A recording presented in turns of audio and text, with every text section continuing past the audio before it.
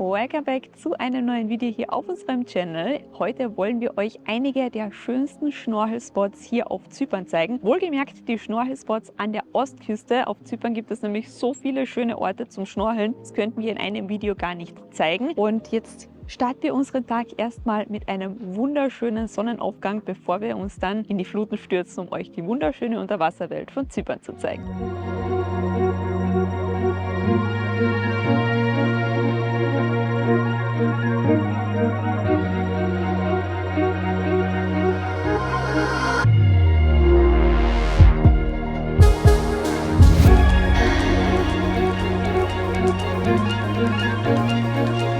Unser Sonnenaufgangsspot für heute ist der Crown Arch. Das ist diese Steinbrücke hier im Hintergrund. Es ist ein wunderschöner Platz, um den Sonnenaufgang zu sehen. Wer wirklich die ganz speziellen Fotos haben möchte, dann ist dieser Platz im Winter absolut perfekt, weil da geht die Sonne genau unter dieser Steinbrücke auf. Ich blende euch dazu auch noch ein Foto ein. Ein kleiner Tipp noch am Rande: Wenn ihr diesen Fotospot nützen wollt hier, dann lohnt es sich auf alle Fälle, früh am Morgen hier zu sein. Wie so bei den meisten bekannten Fotospots füllen die sich relativ schnell. Wir haben jetzt kurz nach 6 Uhr morgens. Aktuell sind wir noch alleine hier. Ich denke, das wird sich dann bestimmt bald ändern. Und ich gehe jetzt mal Richtung Auto und dann sehen wir mal, welchen Spot wir als erstes anplanen.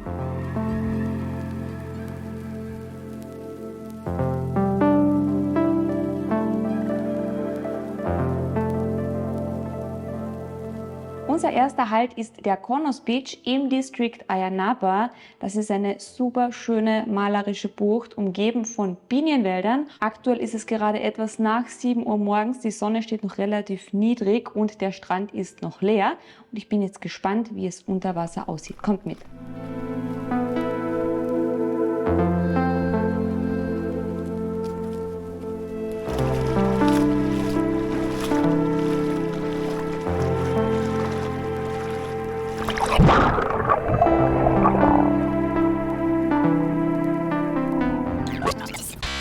Nachdem mir bei Schnorchelspot Nummer 1 ein super blöder Fehler passiert ist, ich habe nämlich bei unserer Unterwasserkamera vergessen, die Wasserdichtung wieder raufzumachen, nachdem ich das Mikrofon angesteckt hatte. Demnach mussten wir unseren ersten Videodreh abbrechen. Ich bin dann aber noch ein weiteres Mal aufgebrochen, um die ganzen Unterwasserspots für euch aufzunehmen und kann jetzt sagen, das war gut so, denn ich kann euch jetzt viel bessere Tipps verraten und genau die schönsten Plätze verraten, wo ihr die schönste Wasserqualität habt und auch die schönste Unterwasserwelt sehen könnt. Wie gesagt, Schnorchelspot Nummer 1 für dieses Video war der Konos Beach im District Ayia Napa. Das ist eine sehr schöne, süße Bucht mit total schönem Wasser.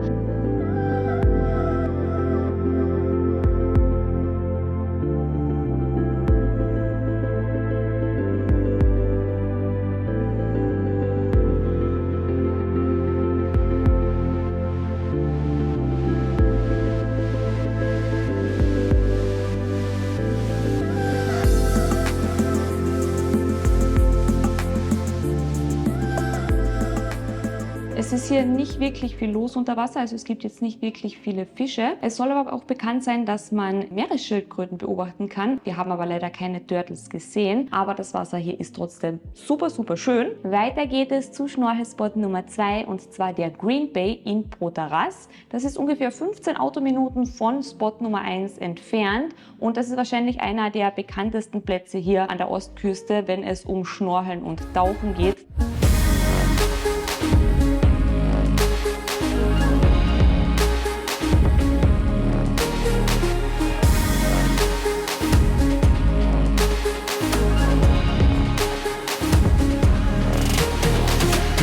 Das ist nämlich mein absoluter Favorit, muss ich ganz ehrlich sagen. Ich habe nirgendwo anders so wunderschönes, klares Wasser gesehen, als ich es hier gesehen habe. Und hier ist auch die Unterwasserwelt, auch wenn sie jetzt nicht übermäßig bunt ist. Aber man hat hier ein paar bunte Fische. Man hat hier auch teilweise noch eine halbwegs intakte Unterwasserwelt mit verschiedenen Korallen. Nicht viel, aber ein bisschen was. Und diese Gegend ist sehr weiträumig zum Schnorcheln.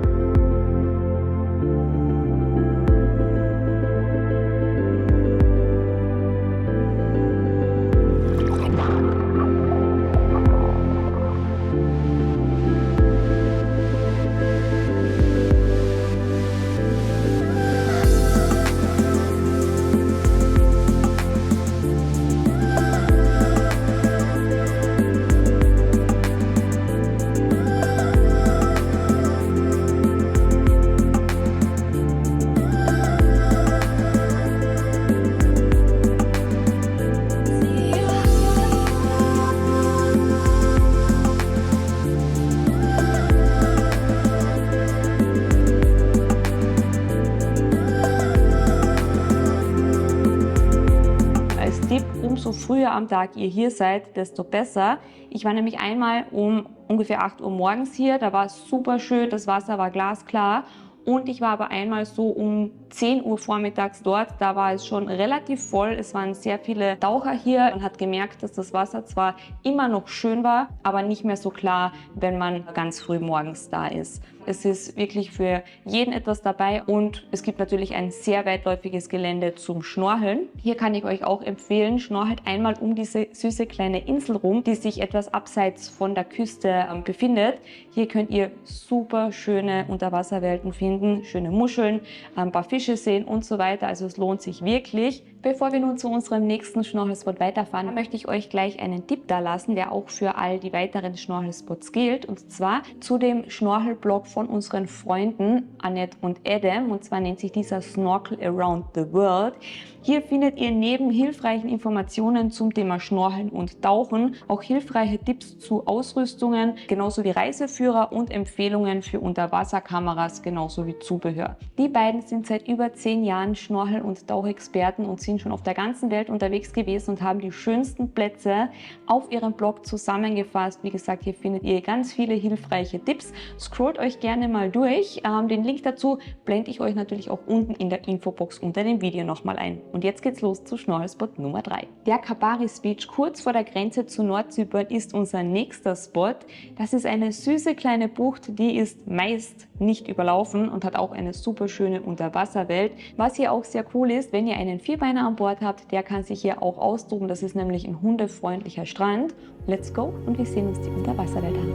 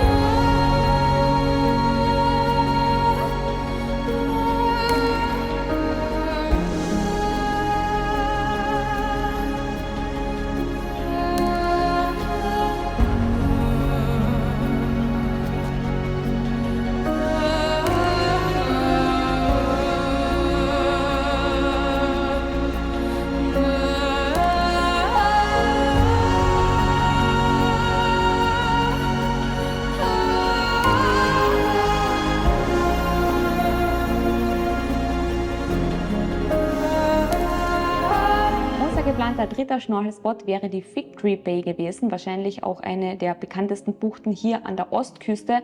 Allerdings haben wir am Ende des Tages diesen Spot aber dann geskippt, weil schon so viele Menschen hier vor Ort waren. Falls jemand von euch hier schon geschnorchelt hat, schreibt uns das super gerne in die Kommentare, wie es euch gefallen hat. Ich kann mir denken, es ist wahrscheinlich auch super schön, genauso wie die umliegenden Buchten. Wie bei allen Schnorchelspots, die ich bisher genannt habe, empfehle ich euch auch hier, kommt so früh als möglich hierher. Bevor es nun weitergeht zu unserem nächsten Schnorchelspot, möchte ich euch noch ein paar hilfreiche Tipps hier lassen zum Schnorcheln selbst. Also erstens, wenn ihr eine Unterwasserkamera habt, dann macht das Ganze natürlich mit eurer Unterwasserkamera.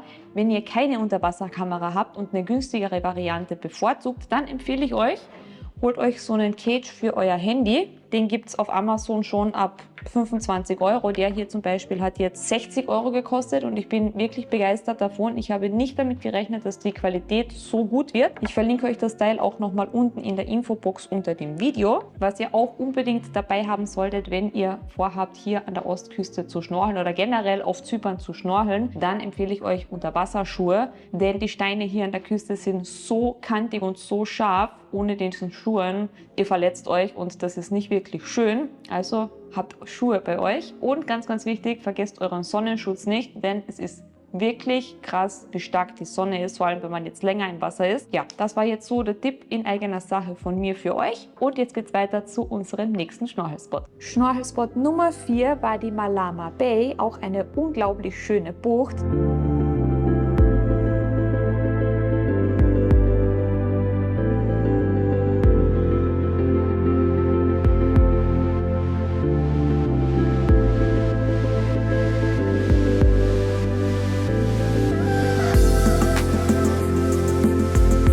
Das Besondere hier war, dass wir wirklich niemanden angetroffen haben. Es war hier sehr, sehr ruhig, auch wenn wir erst etwas später am Tag hier waren.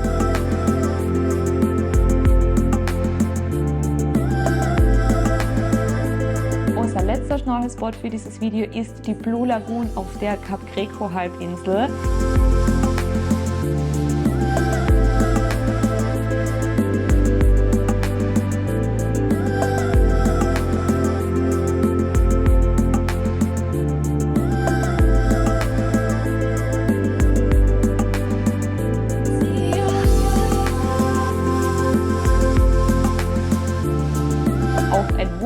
Wunderschöner Spot, glasklares Wasser und es gilt auch dasselbe wie für alle anderen Schnorchelspots. Umso früher ihr hier seid, desto besser. Ab 10 Uhr morgens kommen die ersten Touristenbootstouren hier an. Wie alle anderen Spots lohnt sich aber auch dieser Ort hier natürlich den ganzen Tag über. Es ist allerdings eben so, dass das Wasser früh morgens einfach am allerschönsten ist. Alles in allem kann ich sagen, dass die Ostküste von Zypern wirklich ein absolutes Paradies ist für all diejenigen, die gerne schnorcheln oder tauchen, weil das Wasser einfach so unfassbar klar ist. Und ich empfehle es einfach jedem, wenn ihr mal auf Zypern seid, schaut an der Ostküste vorbei. Wann ist die beste Zeit, um auf Zypern schnorcheln zu gehen? Hier kommt es ganz darauf an, was ihr für euch bevorzugt. Für all diejenigen, denen eine etwas niedrigere Wassertemperatur nicht unbedingt was ausmacht, da empfehle ich April bis Mai oder eben Oktober bis Dezember. Hier hat man natürlich den Vorteil, dass sehr viel weniger Touristen unterwegs sind und demnach wahrscheinlich auch die Chance auf Meeresschildkröten genauso wie mehr Fische wahrscheinlich um ein Vielfaches größer ist. Wenn ihr aber sagt, nö, ich hätte gerne sehr angenehme Wassertemperaturen, mir ist es egal, wenn auch mal vielleicht mehr Leute sind oder ich stehe einfach früh morgens auf, um das für mich quasi noch alleine zu haben, dann ist natürlich die Hauptsaison von Juni bis September auch absolut perfekt, um auf Zypern schnorcheln zu gehen. Die Ostküste von Zypern ist der eine Teil zum Schnorcheln. Natürlich gibt es noch viele weitere Schnorchelspots hier auf Zypern, wie zum Beispiel die Lara Bay oder die Akamas Halbinsel im Westen der Insel in der Region um Paphos, genauso wie die diversen Schnorchelspots im Norden von Zypern. Somit hoffe ich, ich konnte euch ein schönes Bild von der Unterwasserwelt auf Zypern hier lassen und ja, eine Inspiration für euren nächsten Zypernurlaub geben. Wenn ihr an einen der Spots schon wart oder auch noch weitere Tipps zum Schnorcheln habt, dann packt die super gerne in die Kommentare. So können auch andere Leute noch von euren Meinungen profitieren. Wenn euch das Video gefallen hat und auch eine Inspiration für eure nächste Zypernreise war, dann lasst uns super gerne ein Abo da. Wenn ihr noch mehr Reiseinspirationen zu Zypern sehen möchtet, dann schaut gerne in unserer Zypern-Playlist vorbei. Somit sage ich danke, dass ihr heute hier wart und ich freue mich, wenn wir uns in einem unserer nächsten Videos wiedersehen. Macht's gut, bis dann!